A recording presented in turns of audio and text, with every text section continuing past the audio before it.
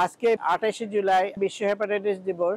সারা বিশ্বে আমরা এই দিনটি পালন করে থাকি মানুষের মধ্যে এই রোগ সম্বন্ধে সচেতনতা বৃদ্ধি করার জন্য, পাশাপাশি সঠিক সময়ে যাতে এই রোগটি নির্ণয় করতে পারি, চিকিৎসা আনতে পারি এবং এর প্রতিষেধক টিকা দিতে পারি, তাহলে আমরা সমাজ থেকে এই রোগকে নির্মূল করতে পারবো। বিশ্ব স্বাস্থ্য সংস্থা কর্তৃক 2030 সালের মধ্যে এই রোগটাকে নির্ণয় করার একটি লক্ষ্যমাত্রা নির্ধারণ করা হয়েছে। এই লক্ষ্যমাত্রা যাতে আমরা অর্জন করতে পারি।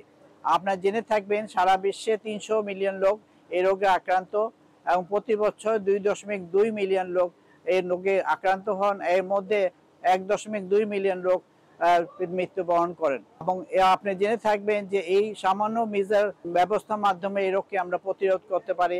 আপনারা জানবেন যে হেপাটাইটিস এ এবং ই পানিবাহিত, পানির সম্পদ, খাবার এবং পানীয় সম্বন্ধে মানুষকে সচেতনতার মাধ্যমে আমরা নির্মূল করতে পারি। এবং হেপাটাইটিস বি এবং সি রক্তবাহিত, যেটা আমরাকে বিশুদ্ধ রক্ত সঞ্চালন অন্যান্য ব্যাপারে সচেতন করলে আমরা এটাকে নির্মূল করতে পারি। ধন্যবাদ।